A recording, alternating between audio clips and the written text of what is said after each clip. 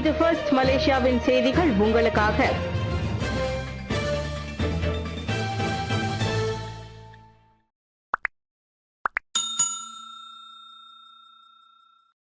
நிக் நஸ்மி விலகல், செத்யாவங்சா மக்களுக்கு உதவி தொடரும், ஹன்னாயோ உறுதி. செத்யாவங்சா நாடாளுமன்ற உறுப்பினர் பதவியை நிக் நஸ்மி நிக் அகமது காலி செய்திருந்தாலும் அப்பகுதி மக்களுக்கு வழங்கப்படும் சேவைகள் மற்றும் உதவிகள் தொடர்ந்து வழங்கப்படும் என பிரதமர் துறை அமைச்சர் ஹன்னாயோ உறுதியளித்துள்ளார். மேலும் கோலாலம்பூரின் பசுமை மையமாக கருதப்படும் புக்கிட் டிண்டிங் பகுதியை தொடர்ந்து பாதுகாக்கும் நடவடிக்கைகளும் முன்னெடுக்கப்படும் என அவர் தெரிவித்தார். இதற்காக கோலாலம்பூர் மாநகராட்சி மன்றமான DBKL-இன் செத்யாவங்சா கிளை அலுவலகத்தின் சேவைகளை மேலும் வலுப்படுத்துமாறு கோலாலம்பூர் மேயர் பட்லுன் மாக் உஜுட்டுக்கு அறிவுறுத்தியுள்ளதாக ஹன்னாயோ கூறினார். மக்களின் புகார்கள் மற்றும் தேவைகளுக்கு உடனடி நடவடிக்கை எடுக்க கூடுதல் பணியாளர்களும் நியமிக்கப்படுவார்கள் என அவர் தெரிவித்தார். நேற்று நிக் நஸ்மி மற்றும் பண்டான் நாடாளுமன்ற உறுப்பினர் ரபசி ரம்லி இருவரும் PKR கட்சியிலிருந்து விலகி தங்களது நாடாளுமன்ற பதவிகளையும் ராஜினாமா செய்தனர் என்பது குறிப்பிடத்தக்கது. டிஜிட்டல் மலேசியாவை நோக்கி பெரும் பாய்ச்சல், நாட்டில் 5G சேவை 82% கடந்த சாதனை, தியோனே சிங். மலேசியாவின் டிஜிட்டல் கட்டமைப்பை வலுப்படுத்தும் நோக்கில் உலக தொலைத்தொடர்பு மற்றும் தகவல் சமூக தினம் மற்றும் தகவல் தொடர்பு தொழில்நுட்பத்தில் பெண்களுக்கான தினம் 2026 ஆகியவற்றின் கூட்டு கொண்டாட்டத்தை தொடர்புத்துறை துணை அமைச்சர் தியோனே சிங் இன்று சுபாங்கில் அதிகாரப்பூர்வமாக தொடங்கி வைத்தார். டிஜிட்டல் வாழ்வாதாரங்கள் இணைந்த உலகில் நிலைத்தன்மையை வலுப்படுத்துதல் என்ற கருப்பொருளை மையமாக கொண்டு இந்நிகழ்ச்சி ஏற்பாடு செய்யப்பட்டுள்ளது. விழாவில் பேசிய துணை அமைச்சர், நாட்டில் மக்கள் வாழும் பகுதிகளில் 5G இணைய சேவையை தற்போது 82% கடந்து சாதனை படைத்துள்ளதாக தெரிவித்தார். மேலும் மலேசியாவின் இணைய பயன்பாட்டு விகிதம் ஆண்களிடையே 98.4% பெண்களிடையே 97.6% உயர்ந்துள்ளது என்றார் அவர். மலேசிய மடானி கோட்பாட்டின் கீழ் நாட்டின் டிஜிட்டல் மயமாக்கல் திட்டத்தில் பெண்கள் மற்றும் கிராமப்புற மக்கள் அனைவரும் பங்கேற்பதை உறுதி செய்ய அரசாங்கம் திட்டமிட்டுள்ளது. ஹந்தா வைரஸ் பரவல் அபாயம் குறைவு, WHO. ஹந்தா வைரஸ் பரவல் தொடர்பான உலகளாவிய சுகாதார அபாயம் தற்போது குறைந்த அளவிலேயே இருப்பதாக உலக சுகாதார அமைப்பான WHO தெரிவித்துள்ளது. ஹந்தா வைரஸ் பரவல் ஏற்பட்டதாக கூறப்படும் MV ஹாண்டிகஸ் சொகுசு கப்பல் நெதர்லாந்து துறைமுகத்தை நோக்கி பயணம் செய்து வரும் நிலையில் WHO இந்த அறிவிப்பை வெளியிட்டுள்ளது. மேலும் சில பயணிகள் மற்றும் கப்பல் பணியாளர்களுக்கு பாதிப்பு ஏற்பட வாய்ப்பு இருந்தாலும் தடுப்பு நடவடிக்கைகள் அமல்படுத்தப்பட்டுள்ளதால் ஹந்தா வைரஸ் பரவும் அபாயம் குறைவு என WHO தெரிவித்துள்ளது. அந்த கப்பலில் ஹந்தா வைரஸ் காரணமாக 3 பயணிகள் உயிரிழந்ததாக தகவல் வெளியிட்டுள்ளது. தற்போது கப்பலில் 25 பணியாளர்கள் மற்றும் 2 மருத்துவர் குழுவினர் ஊழியர்கள் உட்பட மொத்தம் 27 பேர் உள்ளனர். இதனிடையே ஹந்தா வைரஸிற்கு இதுவரை தடுப்பூசியோ அல்லது குறிப்பிட்ட சிகிச்சையோ இல்லை என்றும் தெரிவிக்கப்பட்டுள்ளது. லாபு 4 தமிழ் பள்ளியின் எதிர்கால வளர்ச்சிக்கு அடித்தளம். MVV திட்டத்தில் 6 ஏக்கர் நிலத்தை வழங்கியது நெகிரி அரசு, Arulkumar. Negeri Sembilan Lapu 4 Tamil பள்ளியின் புதிய கட்டட கட்டுமானத்திற்காக மலேசியன் விஷன் வேல்யூ நவீன பட்டண மேம்பாட்டு திட்டத்தில் 6 ஏக்கர் நிலத்திற்கான உரிமத்தை மாநில அரசாங்கம் பள்ளி மேலாளர் வாரிய குழுவுக்கு அதிகாரப்பூர்வமாக வழங்கியுள்ளது. ஏறக்குறைய 2382 ஏக்கர் நிலப்பரப்பில் மேட்ரிக்ஸ் கான்செப்ட் நிறுவனத்தால் தற்போது மண் வேலைகளுடன் தொடங்கப்பட்டுள்ள இத்திட்டத்தில் பொது பயன்பாட்டுக்காக ஒதுக்கப்பட்ட நிலம் இந்த தமிழ் பள்ளிக்குரியதுதான் என மாநில ஆட்சிக்குழு உறுப்பினர் அருள்குமார் ஜம்புநாதன் பெருமிதத்துடன் தெரிவித்தார். தற்போதைய பள்ளி வளாகத்திலிருந்து வெறும் 1 கிலோமீட்டர் தொலைவில் அமைந்துள்ள இந்த நிலத்திற்காக கடந்த பிப்ரவரி மாதம் சமர்ப்பிக்கப்பட்ட விண்ணப்பம் வெறும் 3 மாதங்களுக்குள் மாநில ஆட்சிக்குழு கூட்டத்தில் அங்கீகரிக்கப்பட்டுள்ளது என்றார் அவர். எதிர்காலத்தில் 10,000க்கும் மேற்பட்ட வீடுகள் கட்டப்படவிருக்கும் நிலையில் இப்பகுதியில் கணிசமான எண்ணிக்கையில் இந்திய குடும்பங்கள் குடியேறவிருக்கின்றன. புதிய மேம்பாட்டு திட்டங்களுக்கு அரசாங்கம் இறுதி அனுமதி வழங்குவதற்கு முன்பே தமிழ் பள்ளிகளுக்கான நிலத்தை முன்கூட்டியே உறுதி செய்ய வேண்டும் என்ற தொலைநோக்கு சிந்தனைக்கு இந்த நகர்வு ஒரு மிகச்சிறந்த எடுத்துக்காட்டாகும். அலோஸ்டாரில் பெண் கத்தியால் குத்தப்பட்ட கொடூரம், சந்தேக நபர் 7 நாட்கள் தடுத்து வைப்பு.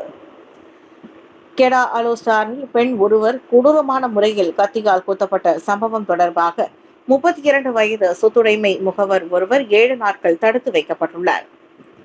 ஆபத்தான ஆயுதத்தால் கடுமையான காயம் விளைவித்த குற்றத்திற்காக குற்றவியல் சட்டத்தின் கீழ் விசாரணை மேற்கொள்வதற்காக அலோஸ்டார் மேஜிஸ்ட்ரேட் நீதிமன்றம் இந்த 7 நாள் தடுப்பு காவல் உத்தரவை பிறப்பித்தது.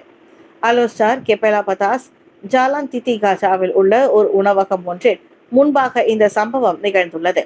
பாதிக்கப்பட்ட 35 வயது பெண் நில அலுவலகத்தின் தட்டாச்சிரியாக பணிபுரிபவர் என்றும் அவருக்கும் சந்தேக நபரான அந்த ஆணுக்கும் இடையே ஏற்பட்ட வாக்குவாதத்திற்கு பிறகு காரில் இருந்த பெண்ணின் கழுத்து பகுதியில் சந்தேக நபர் கத்தியால் குத்தியதும் விசாரணையில் தெரியவந்தது.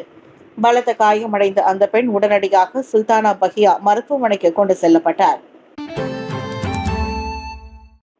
இபோலா வைரஸ் தொற்று 80க்கும் மேற்பட்டோர் மரணம், அனைத்துலக அவசர நிலை பிரகடனம். காங்கோ ஜனநாயக குடியரசில் பரவியுள்ள எபோலா வைரஸ் தொற்றால் 80க்கும் மேற்பட்டோர் உயிரிழந்துள்ளனர். இதற்கு தடுப்பூசி எதுவும் இல்லை என்ற நிலையில் உலக சுகாதார அமைப்பு ஞாயிற்றுக்கிழமை அனைத்துலக நிலையில் சுகாதார அவசர நிலையை அறிவித்தது. கிழக்கு காங்கோ ஜனநாயக குடியரசின் முக்கிய நகரமான கோமாவில் ஒருவருக்கு தொற்று இருப்பது சோதனைகள் மூலம் உறுதி செய்யப்பட்டுள்ளது. புனியாவில் எபோலா நோயால் இறந்த ஒருவரின் மனைவி தனது கணவரின் மரணத்திற்கு பிறகு ஏற்கனவே நோய் தொற்றுடன் கோமாவுக்கு பயணம் சென்றுள்ளார் என்று காங்கோ தேசிய உயிரியல் மருத்துவ ஆராய்ச்சி நிறுவனத்தின் இயக்குனர் பேராசிரியர் ஜீன் ஜேக்ஸ் தெரிவித்தார். அறிவிக்கப்பட்ட நோயாளிகளின் எண்ணிக்கை அதிகரித்து வருவதால் உலக சுகாதார நிறுவனத்தின் தலைமை இயக்குனர் டெட்ரஸ் அதனம் தனது ஆழ்ந்த கவலையை தெரிவித்துள்ளார்.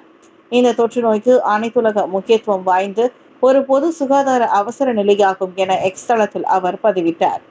மிகவும் எளிதில் பரவக்கூடிய இரத்த கசிவு காய்ச்சலால் இதுவரை மொத்தம் 88 இறப்புகளும் 336 பேருக்கு தொற்று இருக்கலாம் என சந்தேகிக்கப்படுவதாகவும் ஆப்பிரிக்க நோய் கட்டுப்பாடு மற்றும் தடுப்பு மையங்கள் வெளியிட்ட அறிக்கையில் தெரிவித்தன. MSF என்ற மருத்துவ உதவிக்குழு நோய் பரவலின் விரைவான பரவலை கண்டித்து ஒரு பெரிய அளவிலான நடவடிக்கைக்கு தயாராகி வருவதாக தெரிவித்துள்ளது. குவாந்தானில் செம்பனை குலை விழுந்து தொழிலாளி மரணம்.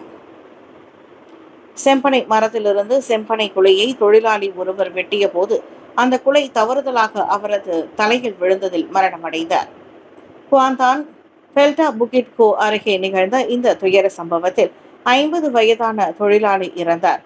12 மீட்டர் உயரமுள்ள மரத்திலிருந்து குலையை வெட்டிய போது அந்த குலை அவரது தலையில் விழுந்ததால் அவர் உயிரிழந்தார்.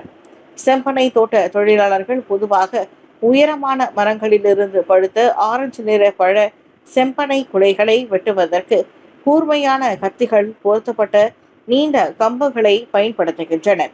கீழே விழும் குலைகள் சில வேளையில் நழுவி கீழே உள்ள தொழிலாளர்கள் மீது படக்கூடும் என்பதால் இந்த வேலை அபாயகரமானதாக கருதப்படுகிறது. ஒவ்வொரு செம்பனை குலை சராசரியாக 15 கிலோ முதல் 25 கிலோ வரை எடையுள்ளதாக இருக்கும்.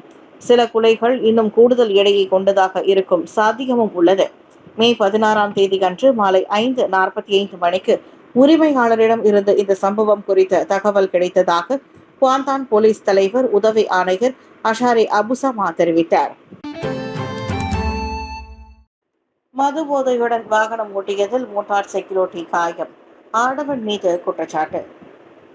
மது போதையில் வாகனம் ஓட்டி கடந்த வார உணவு விநியோகிப்பாளர் ஒருவருக்கு கடுமையான காயங்களை ஏற்படுத்திய குற்றச்சாட்டின் பேரில் பகுதி நேர நிகழ்ச்சி ஏற்பாட்டாளர் ஒருவர் இன்று கிளான் மேஜிஸ்ட்ரேட் நீதிமன்றத்தில் ஆஜர்படுத்தப்பட்டார்.